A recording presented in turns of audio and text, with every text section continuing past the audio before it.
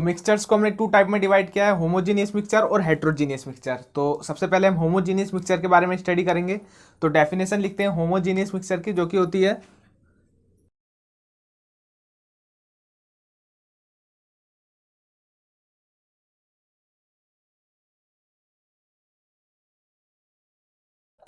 तो those mixture in which the substance are completely mixed and are indistinguishable from one another are called homogeneous mixture.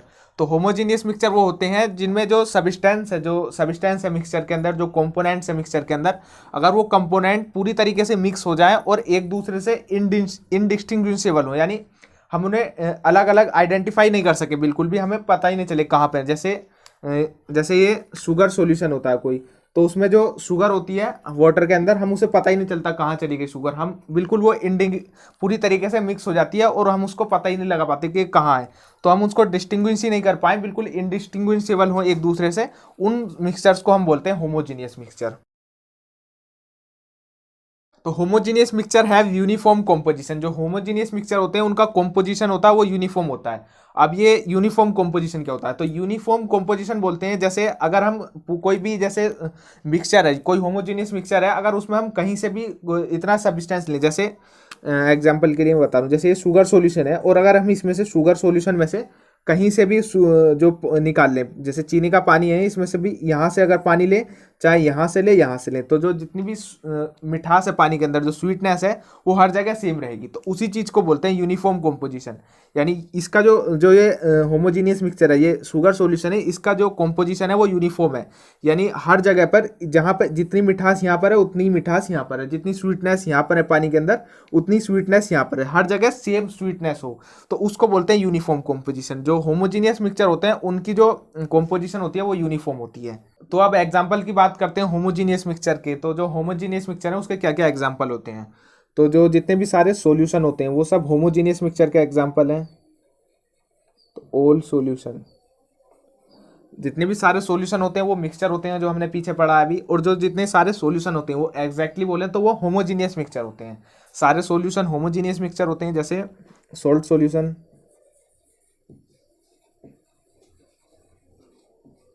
है ना, या sugar solution,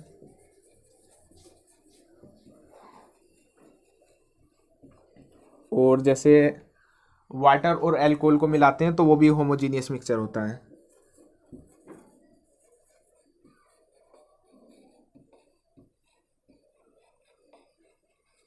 तो water और शराब को मिलाते हैं, पानी और शराब को, तो होमोजीनियस मिक्सचर होता है। शुगर सॉल्यूशन यानी चीनी का पानी, या फिर सॉल्ट सॉल्यूशन नमक का पानी, और जितने भी सारे सॉल्यूशन हैं जैसे सॉफ्ट ड्रिंक, कोको कोला, या फिर जितनी भी हम ये सब पीते हैं, ये सब होमोजीनियस मिक्सचर होती हैं। तो अब पढ़ते हैं हेट्रोजीनियस मिक्सचर्स के बारे में।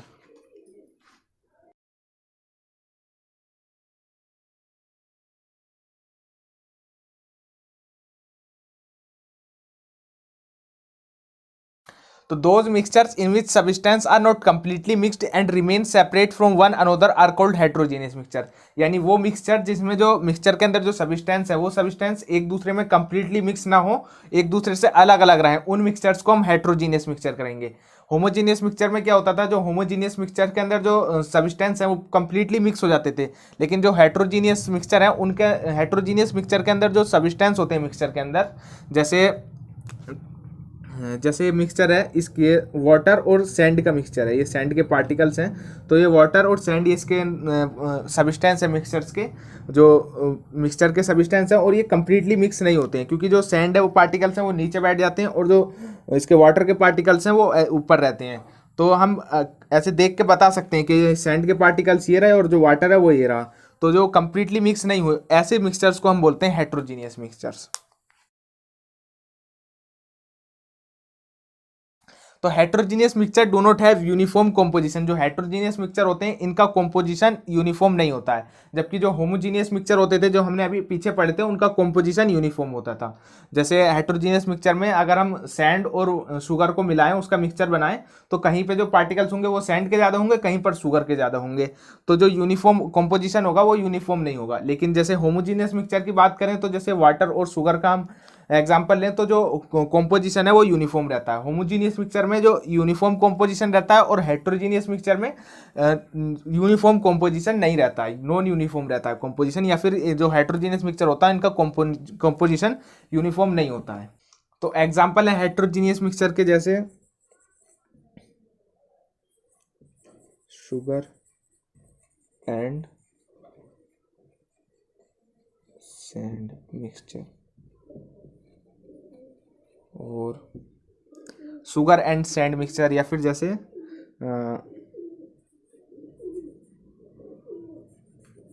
सैंड एंड वाटर मिक्सचर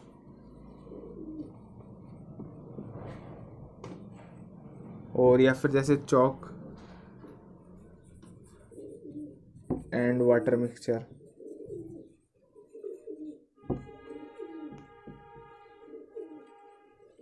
है ना, या फिर जैसे फ्लोर एंड वाटर। तो शुगर एंड सैंड मिक्सचर यानी शुगर का चीनी का और मिट्टी का मिक्सचर, सैंड का रेत का मिक्सचर, वो हेट्रोजीनियस मिक्सचर होता है। और जो सैंड और वाटर मिक्सचर, सैंड का और वाटर का मिक्सचर लें तो जो सैंड के पार्टिकल्स हैं वो अलग रहेंगे, वाटर के पार्टिकल्स जो वो ऊपर आ जाएंगे, सैंड के पार्टिकल्स वो नीचे बैठ जाएंगे। तो ये भी जो होगा ये हेट्रोजीनियस मिक्सचर का एग्जाम्पल होगा। या फिर जैसे चौक एंड वाटर का मिक्सचर, चौक वही जो हम मतलब स्कूलों में ब्लैक बोर्ड पर लिखने में यूज़ करते हैं, उस चौक की बात हो रही है। चौक और वाटर का मिक्सचर लें तो जो चौक के पार्टिकल्स हैं वो मिक्स नहीं होते हैं वाटर के साथ, वो नीचे बैठ जाते हैं। और जैसे या फिर आटे का और जो पानी का मिक्सचर होगा वो भी हेट्रोजीनियस मिक्सचर का एग्जाम्पल होगा। तो जितने भी सॉल्यूशंस और जो एलॉय होते हैं उनको छोड़कर बाकी जितने भी मिक्सचर होते हैं वो सब हेट्रोजीनियस मिक्सचर होते हैं। सॉल्यूशन जैसे शुगर सॉल्यूशन, सोल्ट सॉल्यूशन, और जैसे एलॉय बोलते हैं जब दो मेटल्स को मिला के एक नया मेटल बनाते हैं उसको एलॉय बोलते हैं। जैसे जिंक और कॉपर को मिला के ब्रास बनाते हैं तो ब्रास जो एलॉय है। तो ऐसे एलॉय को और सॉल्यूशंस को होमोजीनियस मिक्सचर में रखते हैं, और जब जितने भी और बाकी मिक्सचर होते हैं उनको हेट्रोजीनियस मिक्सचर बोलते हैं। तो अब स्टडी करते हैं कंपाउंड्स के बारे में। तो डेफिनेशन लिखते हैं कंपाउंड्स की।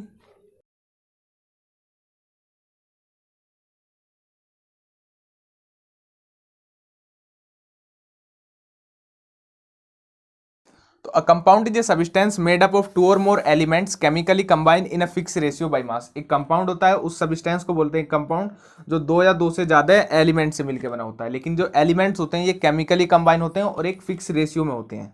जैसे एग्जांपल के लिए वाटर की बात करें, वाटर एक कंपाउंड है और जैसे वो H2O से मिलकर बना हुआ है, ये वाटर का मॉलिक्यूल्स है एक, और जो ये वाटर का मॉलिक्यूल है वो हाइड्रोजन और ऑक्सीजन से मिलकर बना हुआ है। अब ये हाइड्रोजन जो और ऑक्सीजन है ये वाटर का मॉलिक्यूल बनाते हैं, और ये एलिमेंट जो ये मॉलिक्यूल है वाटर का ये एक फिक्स रेशियो में है, जैसे फिक्स रेशियो बाई मास में है। जैसे हाइड्रोजन का मास है जैसे 2 हैं तो यहाँ पे 2 लिखें, और ऑक्सीजन का मास होता है 16, तो इसका रेशियो आता है 1:8। तो जो वाटर का मॉलिक्यूल होता है वो 1:8 जो इसका रेशियो रहता है। अगर इतना रेशियो रहेगा, 1 रेशियो में हाइड्रोजन रहे और 8 रेशियो में ऑक्सीजन रहे, जब इतना रेशियो रहेगा तभी वाटर बनेगा। तो जो कंपाउंड होता है उनका एक फिक्स रेशियो होता है। तो कंपाउंड्स में क्या होता है कि 2 या 2 से ज़्यादा टाइप के एलिमेंट्स मिलके एक नया सब्सटेंस बनाते हैं। तो जैसे हाइड्रोजन और ऑक्सीजन मिलके वाटर बनाता है। तो जो ये हाइड्रोजन है और ये ऑक्सीजन है, इन दोनों की हाइड्रोजन की प्रॉपर्टीज होती हैं अपनी अलग और ऑक्सीजन की अपनी प्रॉपर्टीज होती हैं। इनकी प्रॉपर्टीज वाटर की प्रॉपर्टी से बिल्कुल अलग है, यानी जो नया सब्सटेंस बनता है उसकी प्रॉपर्टी बिल्कुल नहीं होती है, ना तो वो हाइड्रोजन से मैच करती है ना ही वो प्रॉपर्टीज ऑक्सीजन से मैच करती है।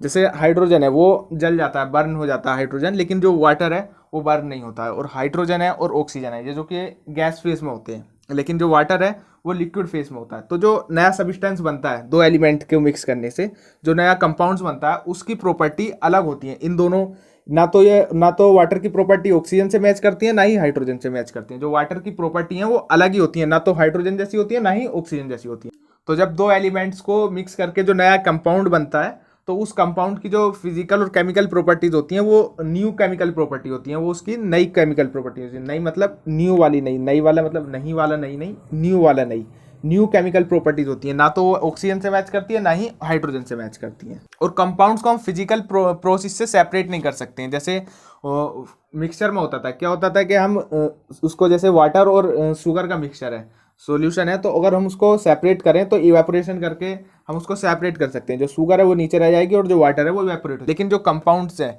उसको हम फिजिकल प्रोसेस से सेपरेट नहीं कर सकते हैं। अगर हम वाटर को फिजिकल जो प्रोसेस है उससे हाइड्रोजन और ऑक्सीजन को इसका अलग अलग नहीं कर सकते। फिजिकल प्रोसेस में आती हैं जैसे फिल्ट्रेशन, इवेपोरेशन, डिस्टिलेशन, ये सब जो होती हैं फिजिकल प्रोसेस होती हैं। केमिकल प्रोसेस होती है जब कोई रिएक्शन हो और कुछ हीट उसे हम दें रिएक्शन होने में, या फिर उसमें से कुछ हीट निकले, तब जाके केमिकल प्रोसेस होती है। और जब केमिकल प्रोसेस होती है तब जाके जो कंपाउंड होता है वो अपने कॉन्स्टिट्यूएंट में टूटता है, कॉन्स्टिट्यूएंट या कंपोनेंट्स में टूटता है।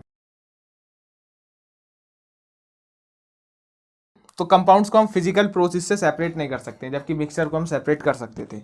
तो अब एग्जांपल की बात करते हैं कंपाउंड्स के, जो कि होते हैं, जो पहला एग्जांपल है वो लिखते हैं जैसे वाटर है, जो कि मिलके बना होता है H2O से। ये इसका एक बात और, जो कंपाउंड होते हैं उनका एक फिक्स फॉर्मूला होता है। जैसे मिक्सचर है उसका कोई फिक्स फॉर्मूला नहीं था, लेकिन कंपाउंड का फिक्स फॉर्मूला है। जैसे वाटर का फॉर्मूला H2O है।